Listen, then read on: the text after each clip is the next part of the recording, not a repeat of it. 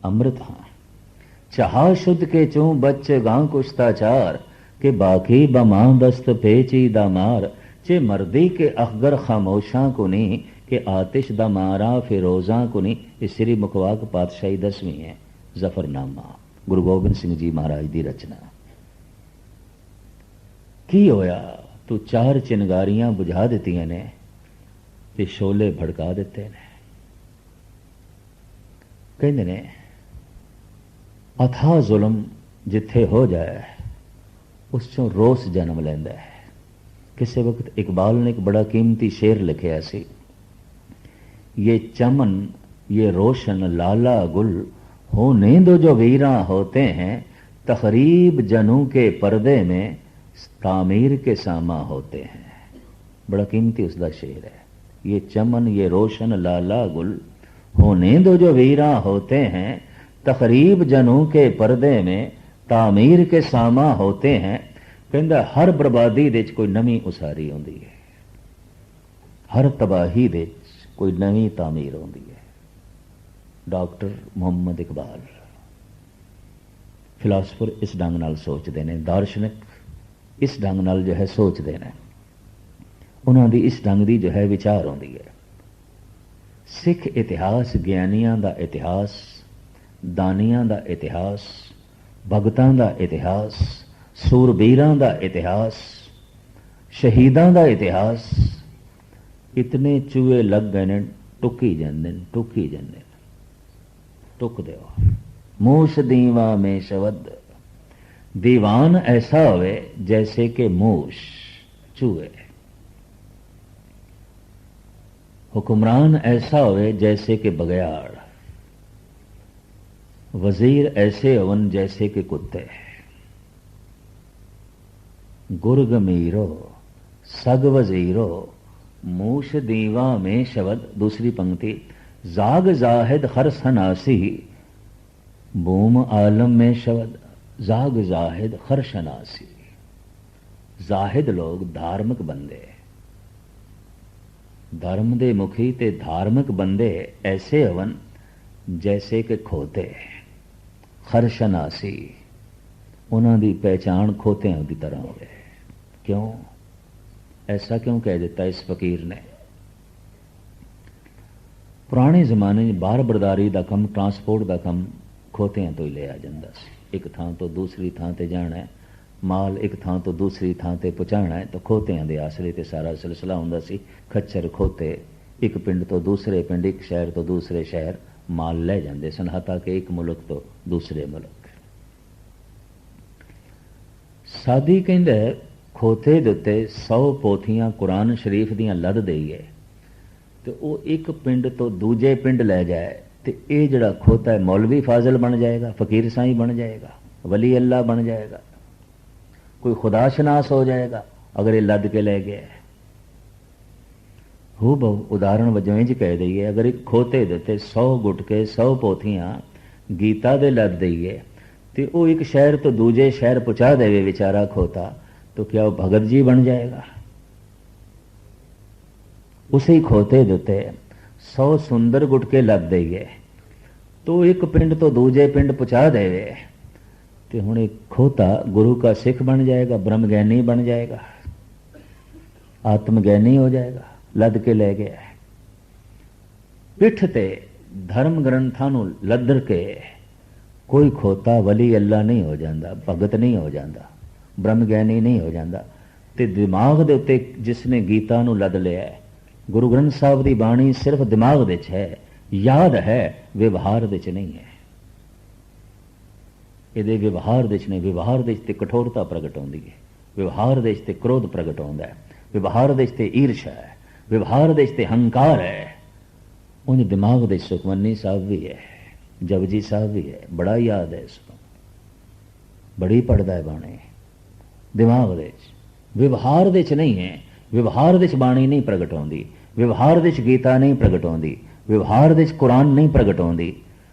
तो फकीर कहता इंज धार्मिक बंदे इंज होन जिवें खोते बस चुकी फिरदे ने सिर ते भार, बाकी कुछ भी नहीं, बोझ चुकी फिरदे ने, भार चुकी फिरदे ने, कुरान सिर ते चुकी फिरदे ने, व्यवहार दे कुरान शरीफ नहीं है। याद है बड़ी बाणी, व्यवहार दे गुरबाणी नहीं है।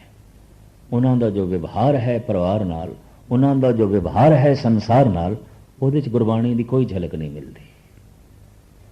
ਉਹਨਾਂ ਦੇ ਸੰਬੰਧਾਂ ਤੋਂ, ਉਹਨਾਂ ਦੇ ਵਿਵਹਾਰ ਤੋਂ ਪਤਾ ਚੱਲਦਾ ਹੈ ਕਿ ਹੰਕਾਰ ਹੈ, ਦੁਸ਼ਟਪਣਾ ਹੈ, ਈਰਸ਼ਾ ਹੈ।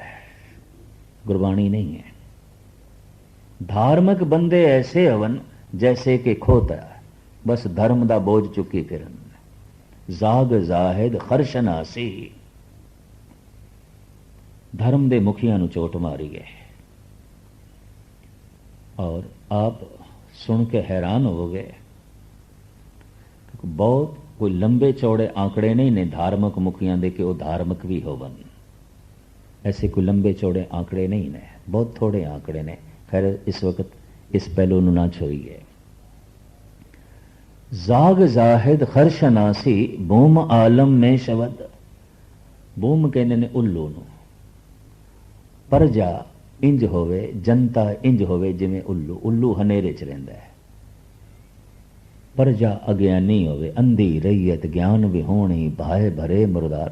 कख भी ना समझ होवे, राजनीति की है, धर्म की है, कुछ भी ना समझ होवे। ते राजनीतिक भी उन्होंने ठगन, ते धार्मिक बंदे भी उन्होंने धोखे च रखन। इकबाल ने किसी वक्त कहा सी, इलाही ये तेरे सादा दिल बंदे किधर जाएं, कि शाही एक अयारी है, फकीरी भी मकारी है। कहंदा मैं देख के हैरान हाँ, जिहड़े राजनीतिक ने मकार ने, पर जो फकीर ने वो भी मकार ने। कुछ भी नहीं, कुछ भी नहीं। कोई राजनीति दे नां ते कौम नूं धोखा देंदा है, कोई धर्म दे नां ते धोखा देंदा है। साडी कौम दे ते इस तरह दे रज के ने, जिन्हां ने कौम नूं रज के धोखा दिता, धर्म दे नां ते भी, राजनीति दे नां ते भी रज के। कमी नहीं। और बार बार जो धोखा खावे, कहंदे अज्ञानी होवेगा, ना समझ होवेगा। सार कितावली दा करता, राजनीति दे जिहड़े ग्रंथ ने ऐसा कहने ते धार्मिक पुरुष। एक दफा धोखा खा जाना मनुखी स्वभाव है, गलती नहीं है। भरोसा करना मनुखी स्वभाव है। तो भरोसा किया, अगले ने धोखा देता है, ठीक है, सुचेत हो जाए, सावधान हो जाए। ये विद्वान कहते हैं कि उसने दूजी दफा भी धोखा खा लिया, दूजी दफा। कहता फिर हुण ये मूर्ख है। और इसने तीजी दफा भी धोखा खा लिया, हुण ये पशु है, बंदा ही नहीं है। ये हुण पशु है। इंज कहना। इसने एक दफा किसी तो धोखा खादा है, कहते कोई नहीं, मनुखी स्वभाव है, मनुखी स्वभाव है। आखिर भरोसा करेगा जिसते धोखा मिल सकता है। और भरोसे दे पात्र योग होने तो बाद ही धोखे मिलते हैं अक्सर। एक कथा लिखी हुई है पंज दसी दे, एक मुनसिफ की कचहरी एक बंदा फरियाद करता है भी फलाने ते मैं इतना भरोसा किया, उसने मैनू धोखा दिता। वो भी कचहरी से ते मुनसिफ उसनू कहंदा जब इसने तेरे ते इतना भरोसा किया, तू धोखा क्यों दिता है? वो कहता मुनसिफ फिर थानू भी समझ नहीं है, जे ये मेरे ते भरोसा ना करदा मैं धोखा दे सकदा सी? मैं तो धोखा दे ही नहीं सकदा सी। तो धोखा देने दे मैं तां ही सफलता मिल सकती, अगला मेरे ते भरोसा करे, वरना हो नहीं सकता। एक दफा धोखा खा जाना मनुखी स्वभाव है, दूजी दफा धोखा खाना मूर्खता है, और तीसरी दफा भी उसे तरह का धोखा खा लेना कहते ने पशुपन है। ये तो पशुता है। मनुखता खत्म हो गई, मनुखता रही नहीं। अंधी रईयत ज्ञान विहोणी, बोम आलम में शब्द, प्रजा इंज होवे जैसे उल्लू हनेरे दे कख ना समझ। इस शब्द का प्रयोग गुरु अर्जन देव जी महाराज ने भी किया। संपत दौल झूल संग झूलत, माया मगन फिरत घुगना। पंजाबी दे उल्लू नूं घुग्गू कहंदे ने। इंज घूमे जैसे उल्लू हनेरे, कख नहीं समझ, कुछ भी नहीं पता सच्चाई की है, असलियत की है, हकीकत की है। जाग जाहिद खरशनासी बूम आलम में शवद। तीसरी पंक्ति, दुज्दे मुहाफिज बदबही खा शैतान नाजम में शवद। दुज्द कहते ने चोर नो, मुहाफिज रखवाला कौन होवे? चोर। चोर रखवाले होवन ते इंतजामी ढांचा किस दे कोल होवे? शैतान दे कोल हो, नाजम ओ होवे। इंतजाम करने वाला कौन होवे? शहर दा शैतान। रखवाली करने वाला कौन होवे? चोर। धार्मिक बंदे कैसे होवन? खोते। हुक्मरान कैसा होवे? बगयाड़। वजीर कैसे होवन? कुत्ते। और दीवान कैसे होवन? चूहे। तो आम प्रजा कैसी होवे? उल्लू। मैं फिर अर्ज करा, बगयाड़ कौन बन जाता है? असंतुष्ट। असंतुष्ट मनुख किसी नू खाएगा, किसी दी जान खाएगा, किसी दी इज्जत खाएगा, किसी दी धन संपदा खाएगा। और असंतुष्ट मनुख दे कोल जे किधरे ताकत आ जाए, उते लाशां बिछा देगा। 1 करोड़ बंदियां दा कातिल है हिटलर। चंगेज खान जिथों लंघदा सी बस्तियां उजाड़ के लंघदा सी। हलाकू खान दे घोड़े लाशां तो लंघदे सन। कहते ने कमजोर बंदा अपनी वासना की पूर्ति ਲਈ रब ਨੂੰ ਮੰਨਦਾ है, गुरु ਨੂੰ ਮੰਨਦਾ है, परमात्मा ਨੂੰ ਮੰਨਦਾ है, क्योंकि जिहड़ी उसकी कामना है वह गुरु तो बिना पूरी हो नहीं सकती। कमजोर बंदा अपनी कामना की पूर्ति ਲਈ परमात्मा ਨੂੰ ਮੰਨਦਾ है, गुरु ਨੂੰ ਮੰਨਦਾ है। ताकतवर बंदा अपनी कामना की पूर्ति ਲਈ परमात्मा ਨੂੰ इनकार कर देंदा, एक पासे रख देंदा है। गल दोहां की कामना की है, धर्म की नहीं है। ताकतवर बंदा अगर सामने रब नू रखे, परमात्मा नू, क्या 1 करोड़ बंदियां नू कतल कर सकता है? क्या सड़कों ते हजारां लाशां बिछा सकता है? कहते ने ताकतवर बंदे नू परमात्मा नू एक पासे करना पैंदा है। उहदी कामना पूरी नहीं हो सकती अगर रब नू अगे करे, क्योंकि रब ते दया है, परमात्मा ते प्रेम है, परमात्मा ते निर्वैर है, परमात्मा ते निर्भय है, परमात्मा ते साबर है, परमात्मा ते समान दृष्ट है, परमात्मा ते विशाल है। अगर ये परमात्मा नू अगे करे तो क्या करोड़ां लाशां बिछा सकता है? क्या ये घरां नू उजाड़ सकेगा? क्या ये किसी की असमत इज्जत आबरू धन संपदा जान खो सकेगा? कहते ने ताकतवर मनुख हमेशा अपनी वासना की पूर्ति लई परमात्मा नू इनकार कर देंदा है, एक पासे कर देंदा है, क्योंकि उन्होंने सामने रखे तो अपनी वासना की पूर्ति हो नहीं सकती। कमजोर बंदा अपनी वासना की पूर्ति लई परमात्मा नू अगे करदा, उहदे कोल कोई हो सहारा ही नहीं और कोई आसरा ही नहीं। ये परमात्मा तू ही मेरी टेक है, तू मेरी कामना की पूर्ति कर। वो भी कामना करके रब नू मनदा है ते ताकतवर भी कामना करके इनकार करता है। सियाणे इसनू समझणगे, पकड़नगे मूल गल कामना दी है, रब दी नहीं है। जिन्हों असी धार्मिक दुनिया कहने वो भी धार्मिक दुनिया नहीं है। ये भी मैं अर्ज करते हैं, अधार्मिक दुनिया ते अधार्मिक है। धार्मिक दुनिया भी अधार्मिक एक बड़ी कीमती पंक्ति है गुरु ग्रंथ साहब जी महाराज दी। और मैं समझदा एको एक वाहिद ग्रंथ धन गुरु ग्रंथ साहब जी महाराज ने जो ऐसा कह सकते हैं, पाप पुण्य दोए एक समान, निज गुण पारस तजो गुण आन। पाप ते पाप है, पुण्य भी पाप है। हद हो गई, पुण्य भी पाप है तो क्यों करिए, की लोड़ है फिर? ये पंक्ति में थानू गुरु ग्रंथ साहब जी महाराज जी सुना रहे हैं। पाप पुण्य दोए एक समान, निज गुण पारस तजो गुण आन। पहले लभना पेगा कि मनुख पाप क्यों करता है। पाप करता है लोभ वश होके, हंकार वश होके, अज्ञान वश होके, वासना वश होके मनुख पाप करता है। ते मनुख पुण्य करे हंकार वश होके, मनुख पुण्य करे लोभ वश होके, मनुख पुण्य करे वासना वश होके, और मनुख पुण्य करे हौमे करके। तो सतगुरु की बाणी कहती है फिर पाप पुण्य दे फर्क की होया? दोवां दे थल्ले बुनियाद ते इक्को ही है।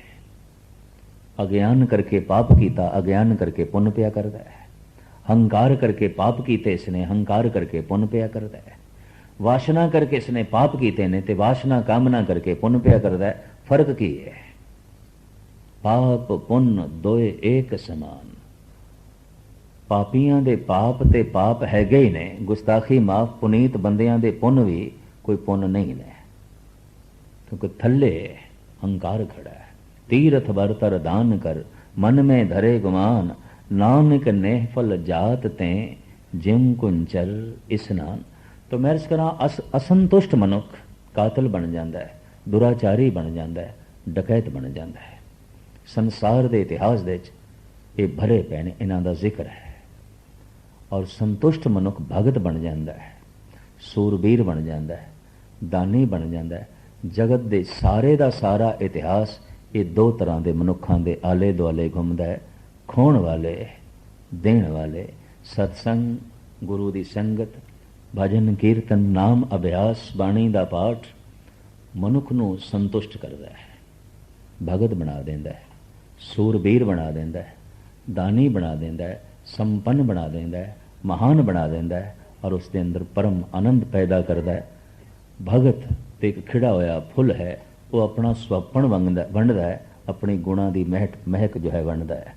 इस तरह सत्संगी ये रब्बी दौलत सत्संग तो प्राप्त करता है। इतने ही बचने सुगत प्रवान करने। धन गुरु ग्रंथ साहब जी महाराज बख्शिश करन। असी नाम अभ्यास करदे होया वाहिगुरु मंत्र का जाप करदियां गुरु तो वो सौगात प्राप्त करी जिन्हों कहते हैं संतुष्टि, संतोख। और जैसे मन संतुष्ट होवेगा, अंदर परम आनंद की वर्षा होगी, तो मन दे भार नहीं रहेगा, बोझ नहीं रहेगा। साहिब रहमत करन, बख्शिश करन, ये दैवी गुण सानू प्राप्त होवन। इतने ही वचन सुगत प्रवान करने, क्योंकि दासा ने वापस भी नौटिंगम जो है जाना है, तो घंटा उत्थे हाज़री भर के फिर थोड़े तक जो है पहुँचे हैं। इतनी सेवा प्रवान करनी। इस वक्त तक आप बैठे रहो, सुनन का शौक मुख रखे, तो थोड़े शौक तो सदके कुर्बान साहिब ये थोड़ा शौक बनाई रखे, प्यार जो है बनाई रखे। बार बार सारिਆਂ ਦਾ हार्दिक तौर पर धन्यवाद। भुल चुक दी क्षमा। वाहिगुरू जी का खालसा, वाहिगुरू जी की फतेह।